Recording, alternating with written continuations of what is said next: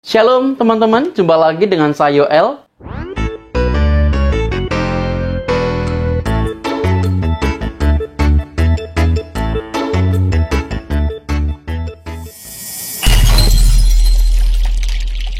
Nah teman-teman yang dikasihi Tuhan, beberapa waktu terakhir ini kita mendengar ada seorang mualaf bernama Natalia Iriani.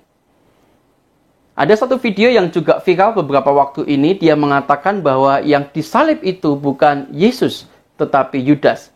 Yuk kita simak bersama-sama cuplikan videonya. Apa teman-teman nggak curiga bahwa yang disalibkan itu Yudas, bukan Yesus? Karena pada saat penyaliban itu, mereka memastikan yang disalib sudah meninggal atau belum. Mereka menusuk lambungnya dengan tombak. Lalu analisa yang kedua, yaitu tentang waktu kematian Yudas. Nah, kita lihat di Matius 27 ayat yang kelima.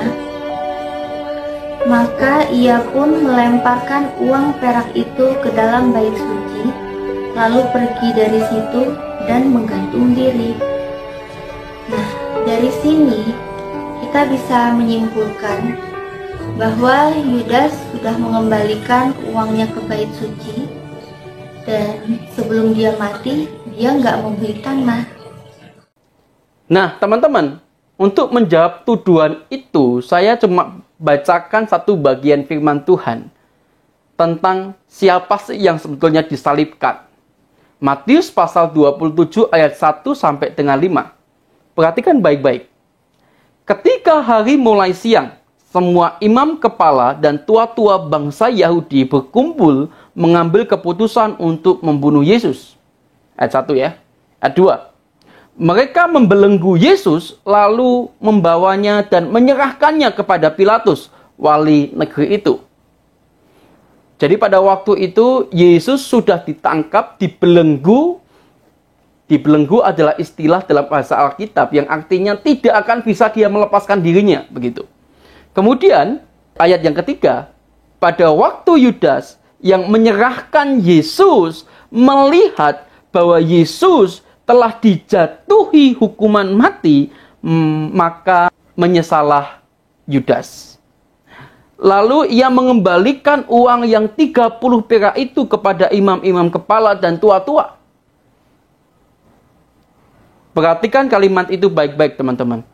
Saat itu Yudas melihat Yesus setelah dijatuhi atau diputuskan untuk dia terhukum mati. Maka Yudas menyesal. Kemudian dia bertemu dengan para imam. Berarti Yesus sudah dibelenggu kan? Dia bertemu dengan para imam gitu ya.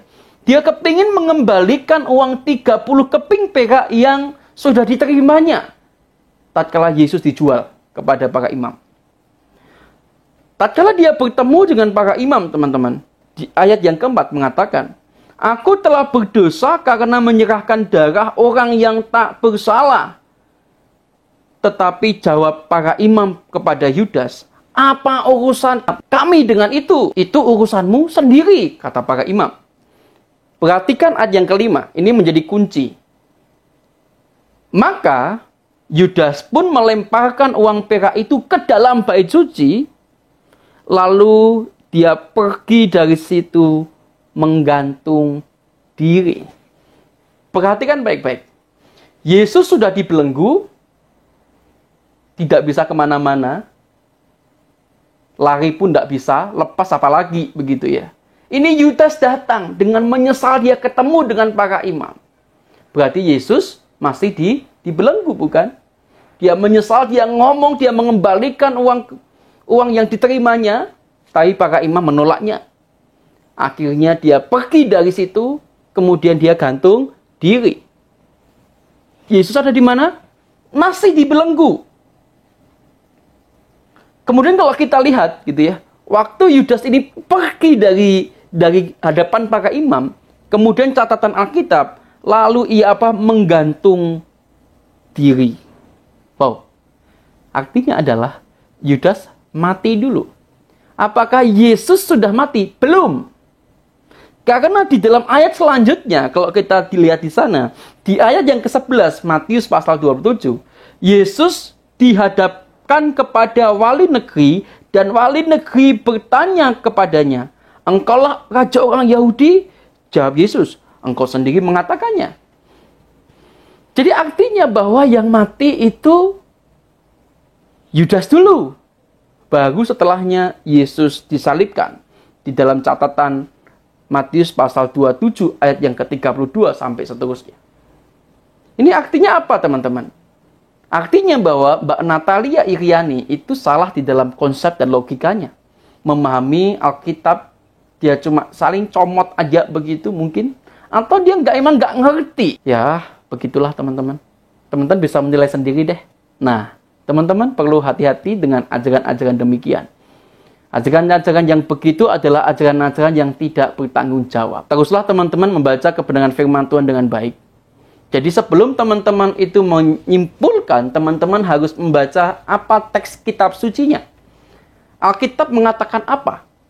Sehingga teman-teman tidak tersesatkan oleh pengajaran-pengajaran murahan.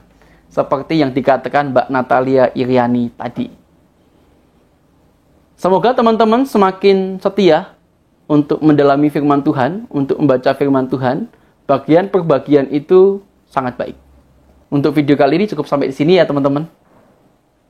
Jika ada suatu dan lain hal lagi, saya akan sampaikan di dalam video berikutnya. Jangan lupa subscribe channel ini, supaya channel ini pun juga semakin berkembang. Saya bisa menjadi berkat buat teman-teman. Tuhan Yesus memberkati.